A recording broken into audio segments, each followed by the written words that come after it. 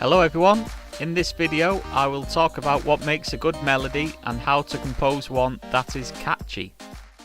Mozart once said that melody is the essence of music. Without melody, all you would have is background music, which nobody would sing along to or even remember. Having a strong melody in your piece of music can work its way inside of people's heads and stay there for days. This is what's called an earworm. Earworms have been around for a long time. Everybody at some point has had a song stuck in their head that they just keep singing over and over again. So how do you write an earworm? Well, it's all down to repetition, rhythm and phrasing. Let's take a look at the main theme from Harry Potter, composed by John Williams.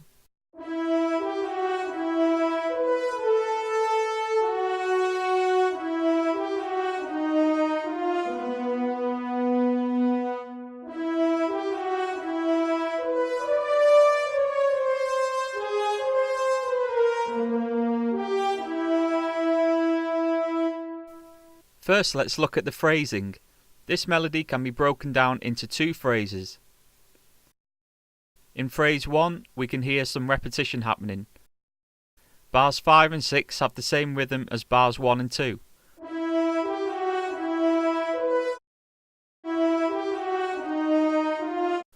This small section of melody is what is known as a motif. Motifs are what make a melody stick in the listener's head. They are short repeating patterns of both rhythm and melody. In this case, John Williams is repeating the exact same rhythm, but the melody changes slightly the second time around.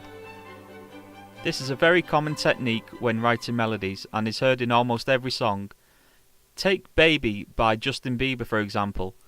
The first phrase of the chorus is identical to the second phrase in rhythm and melody, except for the last note changing to a higher pitch the second time around. So now let's take a look at phrase 2 of the Harry Potter theme. The first two bars are exactly the same motif that we heard twice in the first phrase. But then it leads into a whole new melodic idea.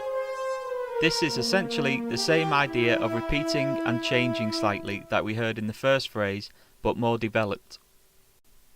Have a listen to the whole melody again and take notice of how much it repeats.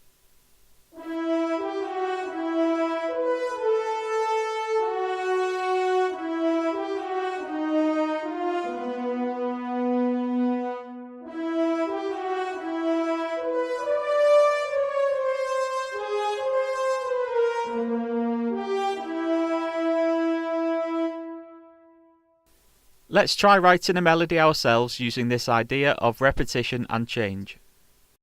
First, let's decide what key we are in.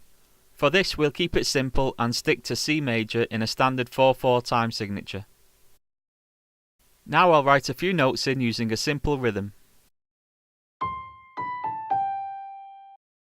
Let's copy that exact same rhythm into bar 2, but let's change the melody slightly.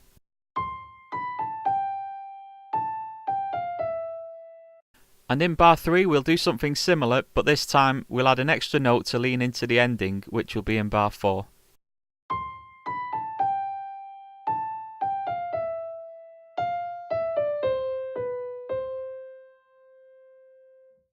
So now we have a simple melody written that uses repeating rhythms and also has a slight change towards the end. All that's left to do now is harmonise it.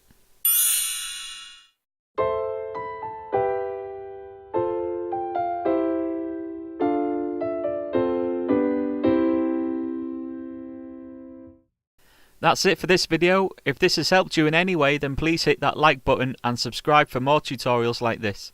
Thanks for watching.